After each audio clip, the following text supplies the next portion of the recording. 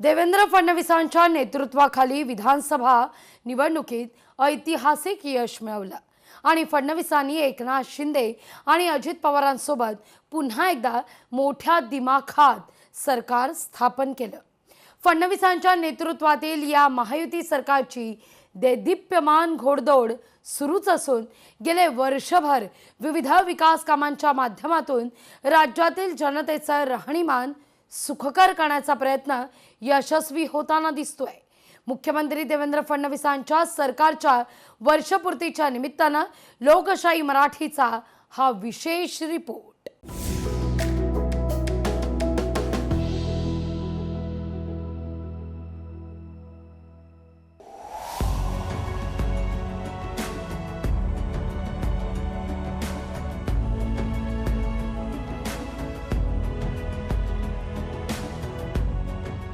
भाजप हा एकमेव पक्ष आहे जिथं पक्षाचा कार्यकर्ता देशाच्या पंतप्रधान पदापर्यंत पोहोचू शकतो असं भाजप नेते ठामपणे सांगतात। आणि 5 डिसेंबर 2024 ला त्याचीच प्रचिती आली। नागपूरमधील एका वॉर्डात नगरसेवक आणि बूथ कार्यकर्ता म्हणून कधी काळी मर्यादित राजकारण केलेल्या देवेंद्र फडणवीस यांनी अमर्याद झेप घेऊन हे यशाचं शिखर गाठलं आणि वयाच्या 54व्या वर्षी ते तिसऱ्यांदा महाराष्ट्राचे मुख्यमंत्री म्हणून विराजमान झाले। या आपल्या सगळ्या काळात राष्ट्र प्रथम, मग पक्ष आणि शेवटी मी हे केवळ फडणवीस सांगतच आले नाहीत, तर त्या धारणेनं स्वतः जगले। आपल्या चाणक्य नीतीनं, बुद्धी चातुर्यानं महाराष्ट्राचे तिसऱ्यांदा मुख्यमंत्री झालेल्या देवेंद्र फडणवीसांची आज वर्षपूर्ती। त्या निमित्तानं मुख्यमंत्री देवेंद्र फडणवीस यांच्या धडाकेबाज निर्णयांचा आणि विकास कामांचा हा लेखाजोखा। सुरुवात करूया फडणवीसांचं होम ग्राउंड असलेल्या नागपूरमधून। नागपूर ही महाराष्ट्राची उपराजधानी असली तरी अनेक दशकांपासून उपराजधानी हा दर्जा केवळ नावापुरता असल्याच्या तक्रारी सातत्यानं होत राहिल्या। हिवाळी अधिवेशनापुरती कामं, काही तात्पुरत्या सोयी इतक्यावर नागपूरचा विकास मर्यादित राहिला होता। पण गेल्या 10-12 वर्षात चित्र बदललं। फडणवीस यांनी मुख्यमंत्री आणि उपमुख्यमंत्री या दोन्ही पदांवरील कार्यकाळात नागपूरला एक नवा आयाम मिळवून दिला, ज्यामुळे मोठ्या प्रकल्पांची उभारणी, औद्योगिक गुंतवणूक, शैक्षणिक संस्था, आरोग्य सेवा, वाहतूक व्यवस्था, लॉजिस्टिक्स हब अशा सर्वच क्षेत्रांमध्ये नागपूरनं अभूतपूर्व झेप घेतली आहे। फडणवीसांच्या कार्यकाळात नागपूरच्या भविष्यासाठी कितीतरी निर्णायक प्रकल्प आले। 1.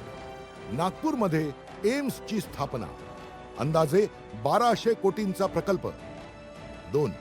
नागपूर मेट्रो प्रकल्प, पहिला टप्पा 12,000 कोटी, दुसरा टप्पा 15,000 कोटी, तिसरा टप्पा 10,000 कोटी। 3. मिहानचा विस्तार। 4.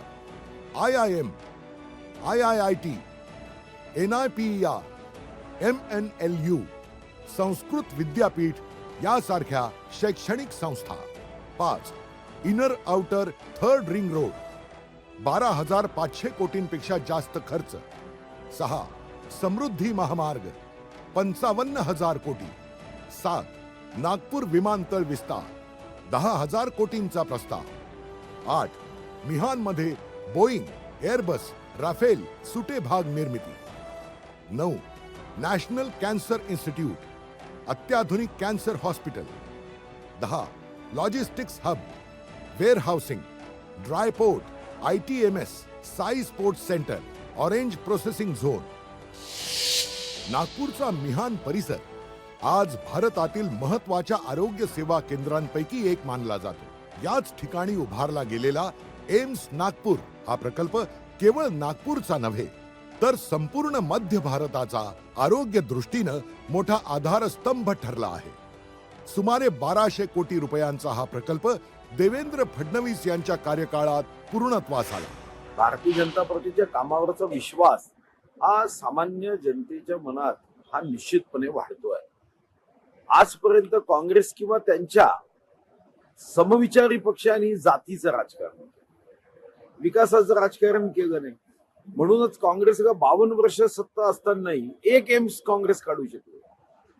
आयुष्यमान भारत योजना त्यांनाही करता आली असते. देशामध्ये कधी इतक्या मोठ्या प्रमाणावरचे नॅशनल हायवे हा विचारच केला गेला नाही.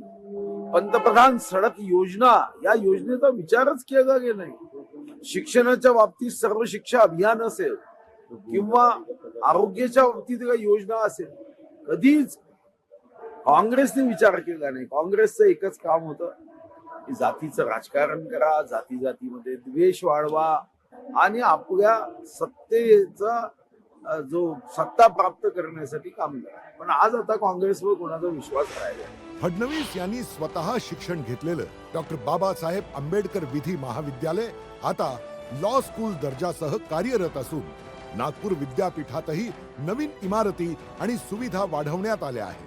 यामुळे नागपूर आता पुणे, मुंबई, बेंगळुरू प्रमाणे शैक्षणिक हब म्हणून झपाट्यानं विकसित होत आहे. पायाभूत सुविधा, नागपूरचा बदललेला चेहरा, नागपूर वाहतूक व्यवस्थेचा विकास. 1. नागपूर मेट्रो, पहिला टप्पा 12,000 कोटी, दुसरा टप्पा 15,000 कोटी, तिसरा टप्पा 10,000 कोटी. आज नागपूर मेट्रो ही देशातील सर्वात स्वच्छ, सुरक्षित आणि ऊर्जा कार्यक्षम मेट्रो पैकी एक मानली जाते. 2. रिंग रोड प्रकल्प, इनर रिंग रोड 2,000 कोटी, आउटर रिंग रोड 3,500 कोटी, तिसरा रिंग रोड 7,000 कोटी. काम सुरू. रिंग रोडमुळे नागपूर शहरात वाहतूक कोंडी जवळपास संपली. 3. समृद्धी महामार्ग, देशातील सर्वात मोठा स्वप्न प्रकल्प. 55,000 कोटी रुपयांचा मुंबई नागपूर समृद्धी महामार्ग नागपूर मधूनच सुरू होतो. या महामार्गामुळे नागपूर हे महाराष्ट्राच्या मध्यभागी असलेलं सुपर कनेक्टिव्हिटी सेंटर बनलं. नागपूर गोवा शक्तीपीठ महामार्ग. समृद्धीनंतर आता नागपूर गोवा महामार्गानं विदर्भ कोकण यांच्यातील दळणवळण सुधारेल. जमीन अधिग्रहण 70% पूर्ण. रेल्वे विकास, नागपूर वर्धा चौपदरी मार्ग, नागपूर इटारसी चौपदरी मार्ग, नागपूर नागभीड ब्रॉडगेज अंतिम टप्पा. 4 वंदे भारत एक्सप्रेस. नागपूर आता भारताच्या 4ही दिशांकडे जाणाऱ्या मार्गांचं रेल्वे जंक्शन हब बनलं. खापरी परिसरातील नॅशनल कॅन्सर इन्स्टिट्यूट NCI हा प्रकल्प फडणवीस यांच्या मनाच्या अत्यंत जवळचा. वडील गंगाधरराव फडणवीस आणि मित्राच्या पत्नीचा कॅन्सरमुळे मृत्यू झाल्यानं त्यांनी नागपूरमध्ये अत्याधुनिक कॅन्सर हॉस्पिटल उभारण्याचा निर्णय घेतला. टाटा ट्रस्टच्या मदतीनं इथे टाटा कॅन्सर हॉस्पिटल सारखंच आधुनिक तंत्रज्ञान आणण्यात आलं आहे. कैंसर पीड़ितों के परिवार को रहने की जगह मिले, इस दृष्टि से तैयार किया हुआ है, क्योंकि हम सब लोग जानते हैं कि कैंसर में बड़े लंबे समय तक ट्रीटमेंट चलती है. मैं NCI का बहुत बहुत अभिनंदन करना चाहता हूं, NCI की पूरी टीम का, कि जिन्होंने इस हॉस्पिटल को बहुत अच्छे तरीके से विकसित किया है और लगातार इसको पेशेंट केयर की दृष्टि से, उपचार की दृष्टि से हम नई नई चीजें कैसे कर पाए, जो दुनिया में उपलब्ध है वो हम यहाँ कैसे ला पाए, ऐसा प्रयास लगातार NCI ने किया है.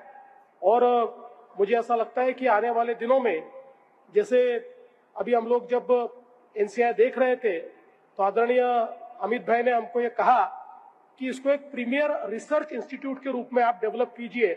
तो निश्चित रूप से आने वाले समय ये एक प्रीमियर रिसर्च इंस्टीट्यूट के रूप में हम इसको विकसित करने का प्रयास करेंगे. कायदा व सुव्यवस्था, स्मार्ट सिटी मॉडेल.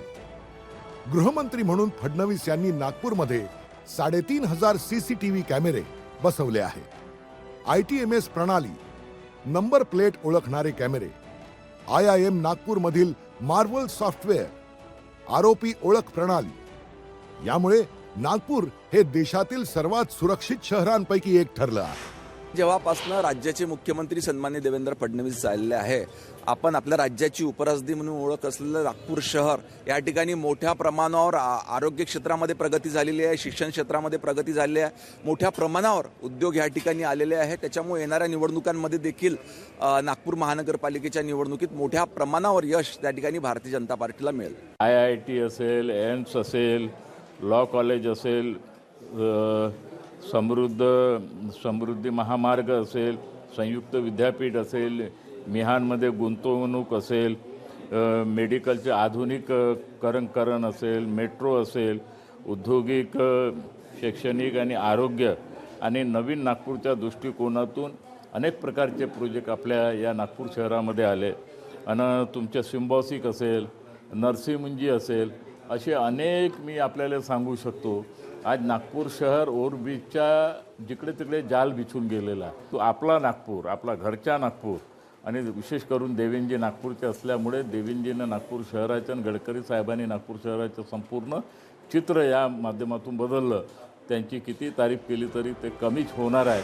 मुख्यमंत्री देवेंद्र फडणवीस हे गडचिरोली जिल्ह्याचे पालकमंत्री देखील असून त्यांच्या काळात झालेल्या नक्षल विरोधी कारवायांचा निश्चितच उल्लेख करावा लागेल.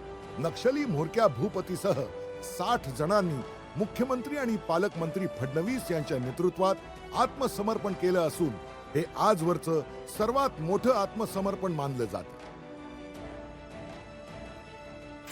शेती आणि ग्रामीण विकास, जलयुक्त शिवार, नागपुरी संत्र्यांसाठी महाआरे, संत्रा प्रक्रिया प्रकल्प, पतंजली 1200 कोटी, कोका कोला पेप्सीनं संत्रा रसाचा वापर सुरू केला, बोगस बियाणं रोखण्यासाठी उपाय, BARC तंत्रज्ञानाद्वारे शेल्फ लाईफ वाढवणे.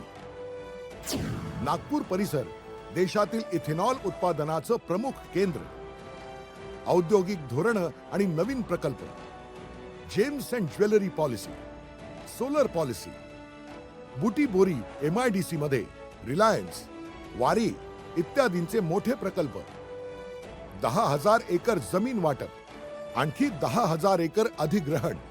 नागपुरात झालेला विकास हा शिक्षण, उद्योग, वाहतूक, आरोग्य, शेती, क्रीडा, सुरक्षा अशा जवळपास प्रत्येक क्षेत्रात नागपूरनं मागील दशकात भव्य झेप घेतलेली दिसते.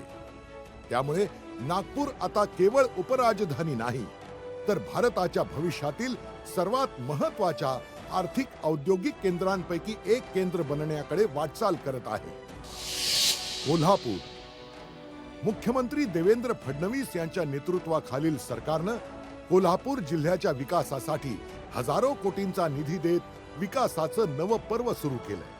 कोल्हापूरसाठी पूर नियंत्रण या महत्त्वपूर्ण प्रकल्पासह कोल्हापूरचं विमानतळ, रेल्वे स्टेशन, अंबाबाई तीर्थक्षेत्र विकास आराखडा, कन्व्हेन्शन सेंटर, शहरातील रस्ते यासाठी हजारो कोटींचा निधी देऊन कोल्हापूरचा कायापालट सुरू केला आहे. कोल्हापूरच्या विकासासाठी न्यायालयीन प्रक्रिया गतिमान व्हावी यासाठी मुंबई उच्च न्यायालयाचे सर्किट बेंच सध्या सुरू आहे. त्याचं रूपांतर लवकरच खंडपीठात होणार आहे. त्यातच शक्तीपीठ महामार्ग कोल्हापुरात होतोय. त्यामुळे जयगड बंदर देखील त्याला जोडलं जाणार आहे. पुढच्या 2 वर्षांमध्ये कोल्हापूर शहराबरोबरच जिल्ह्याचाही कायापालट होणार आहे. जिल्ह्याचा विचार केला तर हजारो कोटीचा निधी या ठिकाणी आलेला आहे. जिल्ह्याचा, शहराचा विकास करण्याच्या दृष्टीनं या ठिकाणी उच्च न्यायालयाचं सर्किट बेंच आलेलं आहे. लवकरच आता खंडपीठामध्ये त्याचं रूपांतर होतंय. त्याचबरोबर शक्तीपीठ महामार्ग या ठिकाणी येतोय, ज्यामुळे जयगड बंदर या ठिकाणी आपल्याला जोडलं जाणार आहे. संपूर्ण महाराष्ट्र आपल्याला जोडला जाणार आहे. त्याचबरोबर या ठिकाणी शहराची हद्दवाढीचा विषय असेल, IT पार्क आणण्याचा विषय असेल, आई अंबाबाई तीर्थक्षेत्रासाठी 1500 कोटी रुपयेपैकी 145 कोटी रुपये निधी आलेला आहे. आणि म्हणून पुढच्या 1-2-3 वर्षामध्ये कोल्हापूर जिल्हा, कोल्हापूर शहर हे मोठ्या प्रमाणात विकासापर्यंत आपल्याला गेलेलं या ठिकाणी दिसेल. आणि त्यासाठी मी संपूर्ण या ठिकाणी मुख्यमंत्री, उपमुख्यमंत्र्यांचं करवीरवासियांच्या वतीनं मनपूर्वक आभार व्यक्त करतो. कोल्हापूर जिल्ह्याच्या विकासासाठी हजारो कोटी रुपयांचा निधी देखील महायुती सरकारनं दिला आहे. कोल्हापूर जिल्ह्यावर दरवर्षी महापुराचं संकट ओढवतं. यासाठी राज्य सरकार आणि मित्रा संस्थेच्या पुढाकारातून जागतिक बँकेकडून 3,400 कोटी रुपयांचा पूर नियंत्रण प्रकल्प हाती घेण्यात आला आहे, तर 100 कोटी रुपये हे शहराच्या रस्त्यांसाठी आलेले आहेत.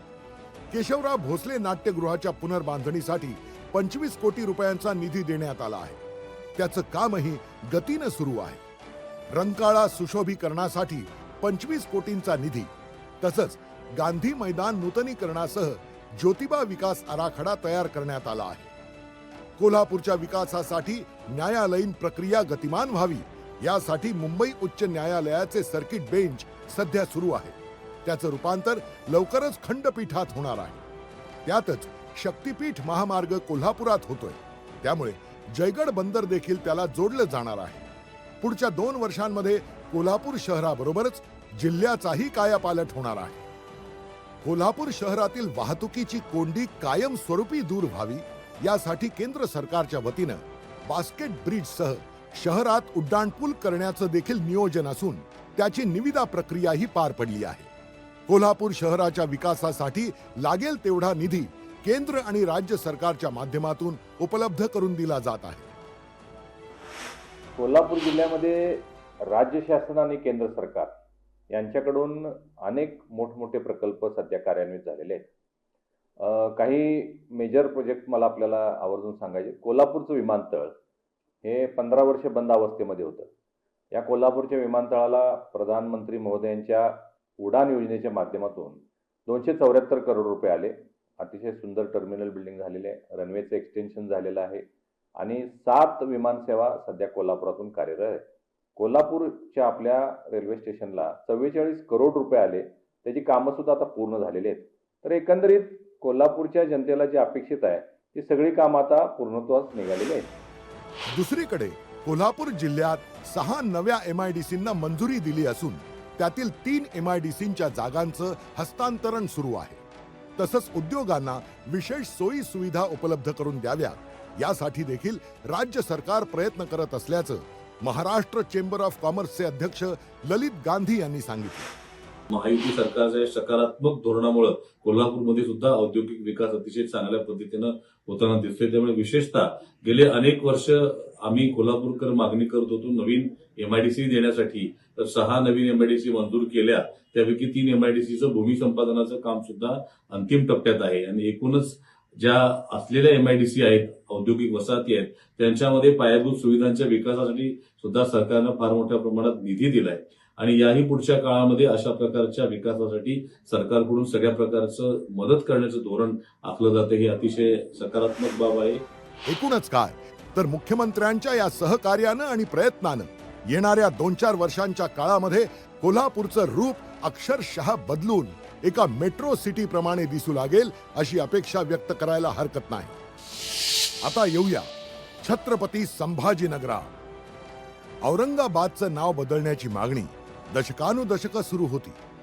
औरंगजेबाच्या कारभाराविषयीचा ऐतिहासिक वाद, तसंच त्यानं मराठा साम्राज्यावर केलेल्या अत्याचारांच्या आठवणींमुळे हे नाव बदलणं प्रतिकात्मक दृष्ट्या महत्वाचं मानलं गेलं. शहराचं नाव बदलण्याचा विषय हा केवळ इतिहासापुरता मर्यादित नव्हता. तो सामाजिक राजकीय ओळखीचा मुद्दा बनला होता. विविध पक्ष आणि संघटनांनी जनमानसातील भावनांचा आधार घेत हा मुद्दा अधोरेखित केला. स्थानिक पातळीवर अनेक मोर्चे, निवेदने व राजकीय घोषणांद्वारे बदलाची मागणी जोरदार झाली होती. परिणामी नाव बदल हा राजकीय अजेंड्यावर कायम राहिला. उद्धव ठाकरे यांनी मुख्यमंत्री पदावरून जात असताना घाई गडबडीत शहराचं नाव फक्त संभाजीनगर केलं होतं. मात्र त्याला स्थगिती देऊन फडणवीस सरकारच्या काळात शहराचं नाव छत्रपती संभाजीनगर करण्यात आलं.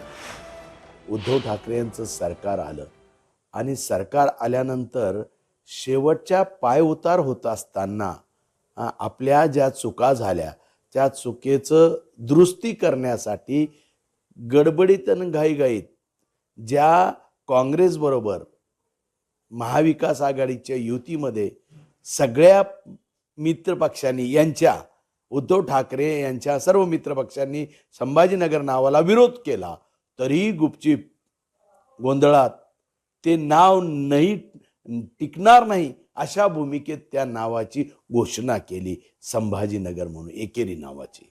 परंतु देवेंद्रजीच्या महायुतीच्या सरकारमध्ये देवेंद्रजीने जो निर्णय घेतला मर्दासारखा, आणि या औरंगाबाद शहराचं नाव खऱ्या अर्थाने त्यांनी ठाम भूमिका घेऊन आणि टिकणारं आणि सन्मानित करणारं नाव छत्रपती संभाजीनगर हे नाव केलं आणि निश्चित ते केंद्र शासनाकडनं मंजुरी करून घेतलं. महायुतीकडे सत्ता आली आणि महायुती सत्ता आल्यानंतर देवेंद्र फडणवीस साहेब आणि एकनाथ शिंदे साहेब या दोघांनी आल्या निर्णय घेतला की या छत्रपती संभाजीनगर या औरंगाबादचं कायमस्वरूपी त्याचं दफन करून, औरंगाबादच्या या भूमीमध्ये दफन करून या शहराचं नाव छत्रपती संभाजीनगर दिलं.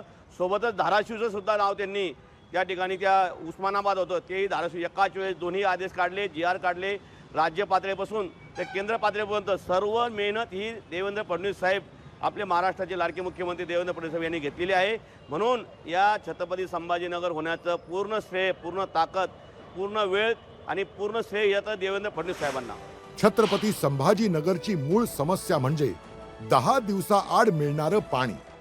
पण आता मुख्यमंत्री होताच देवेंद्र फडणवीस यांनी या समस्येत लक्ष घातल्यानं संभाजीनगरला लवकरच पाणी मिळणार असून योजनेलाही गती मिळाली आहे. या लोकांचं सरकार आल्याबरोबर पहिला निर्णय यांनी काय केला, तर पहिला निर्णय यांनी केला, आपण घेतलेला निर्णय बदलून ते 800 कोटी रुपये संभाजीनगर महानगरपालिकेने भरावे असा निर्णय केला आणि ती योजना पूर्ण थांबवली. 2-2.5 वर्ष यांच्या काळामध्ये ती योजना त्या ठिकाणी अक्षरशः थकीत योजना झाली होती. पुन्हा आपलं सरकार आल्यानंतर त्याला आपण पैसे दिले आणि आता ते 800 कोटी रुपये देखील राज्य सरकारच्या वतीनं आपण गॅरंटी घेऊन त्या ठिकाणी कर्ज उभं करून ते 800 कोटी रुपये देखील आपण दिले. त्याचा पहिला टप्पा आपण या ठिकाणी केला आणि येत्या काळामध्ये दुसरा टप्पा पूर्ण झाल्यानंतर छत्रपती संभाजीनगरमध्ये प्रत्येक घरामध्ये मुबलक पाणी येईल.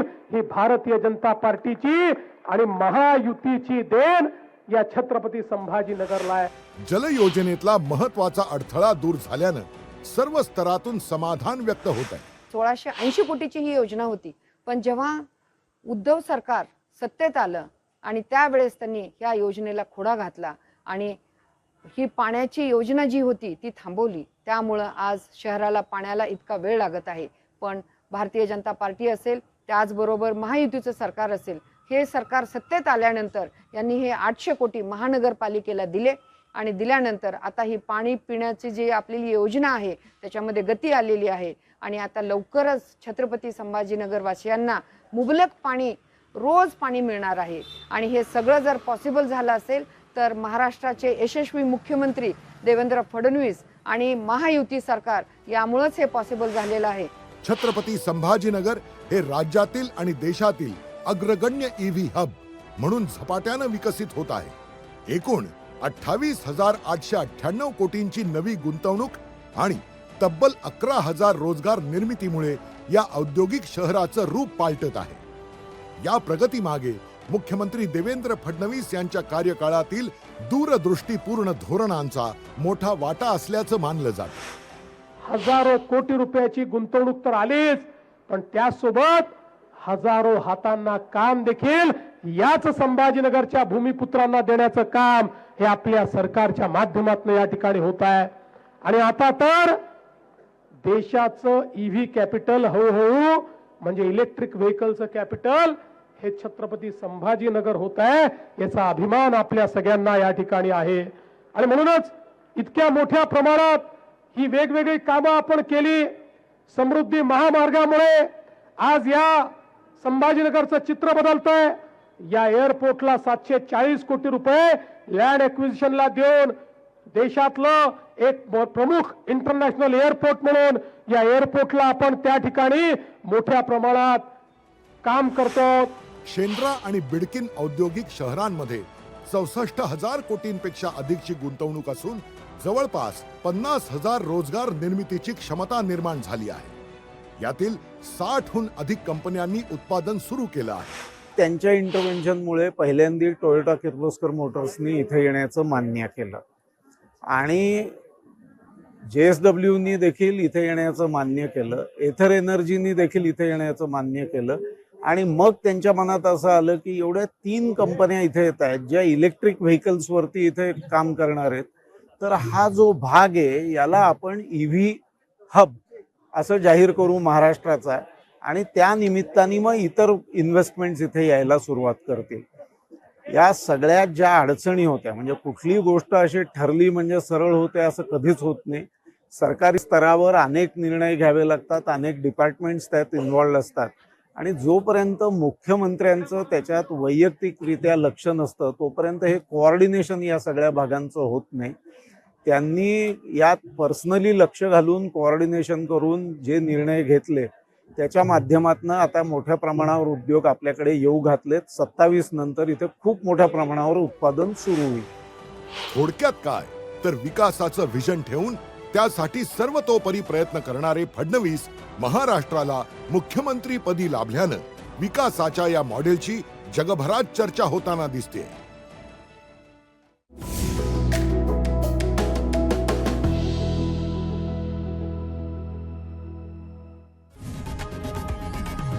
लोकशाही मराठी ऐका, पहा, जागरूक रहा.